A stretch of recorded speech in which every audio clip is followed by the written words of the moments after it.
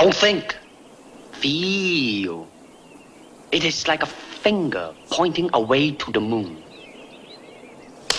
Don't concentrate on the finger or you will miss all that heavenly glory. This is probably the most important thing that I learned throughout my entire self-improvement journey. If you cannot find out who you are, you're not going to go anywhere, because any good habits, any skill sets that you do and try to raise, if your incentive or motivation is based on a character that you think you are, but not from your true self, you are not going to last very long on this journey. Why? Because this is not you. And this certain activity is not really based on your real motivation. It is like building a house on a cloud. If you choose the wrong foundation, there won't be any existence of self-discipline, because you're playing a war against your true self. And you will lose because this fake character doesn't exist. And I want to mention this again because it is very important. Discipline does not come from external, which you push yourself to become a certain character. It comes from internal, where your deep understanding of who you are as an existence of human. Now this is where everything starts. We cannot talk about self-discipline without this very fundamental concept. And this is the most important concept that you need to understand. So I'm going to repeat it again.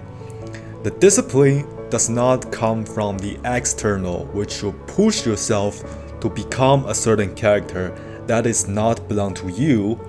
It comes from internal, where your deep understanding of who you are.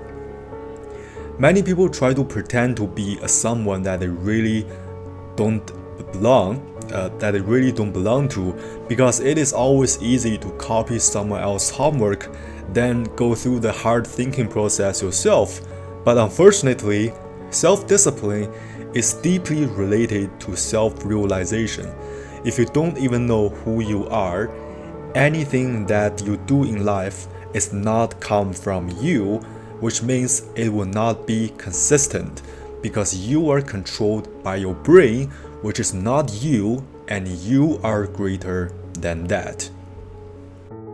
So here comes the real question. How do we define who am I, and how can I find who I am? Well, let's go through this process layer by layer, like peeling an onion. Okay, if I ask you, who are you, or what can represent you, what is your first response? Well, you might say, for example, I'm a student, I am a software engineer, I'm a bodybuilder, right? They're all very good answers, because we are starting this self-awareness process from the first surface level, which is our social identity. You are indeed playing a character that looks like you depending on your career, but also your job can change anytime. So this is not really who we are, and it cannot represent us. So let's go deeper. If we remove these social identities, who are we now? Well, let's think together, because we're not learning if we're not thinking. If we remove this social identity, who are we now? Well, you might have the other answer that is deeper than that, which is you will probably start to think your habits and your abilities, right? That's very good, because we're getting one step further. We are really relating to ourselves right now. Some people like to do this, some people like to do that. We all have different preferences, which give us different areas of strength. But this still cannot represent us, because we can change our preferences of things anytime depending on our experiences. Well, right now, when I mention the word experiences, you might go even one step further. That is very excellent, because we're really having a productive thinking process. You will think your past experiences and history can represent who you are. Well, however, how your brain interprets your personal experiences is also deceiving and very subjective. Your past can be very optimistic and pessimistic, depending on how you recall it and when you record in your different ages. So your past can be either good or bad depending on your brain and thinking process. Now, if I push you to think one step deeper, if your past experiences are not even reliable, what else can represent who you are? It starts to getting philosophical, but I think you are going somewhere. You'll probably think your brain and thought is who you are. Now, we're getting very close to the answer because our brain is directly related to our true self and it executes the order from our true self. So that is a very good job as you are thinking through these things. However, if our brain is who we are, then why are we sometimes feels that we are losing ourselves when we're controlled by the chemical product by our brain, dopamine drugs? So think about this sentence: I am losing myself. If our brain is who we are, then where does this sentence come from? Why are there two subjectives in this sentence? What is I and what is myself? If our brain represents us, we won't have any consciousness when we're having emotions, thinking through some things, and doing things in life, because our brain should be the ultimate charger of our body. Well then, why can we still feel our emotions? Why can we still realize our thoughts? There must be something that is even higher than your brain, which is the ultimate observer of all our thoughts, so that we can feel our emotions. We can inspect our brains. We can realize our existence. And what is this certain observer actually? Well, the closest word I can use is our spirit.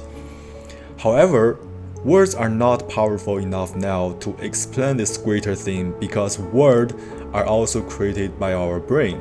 So we need to go one dimension higher than that. The word helps us to think like a finger that points to the moon.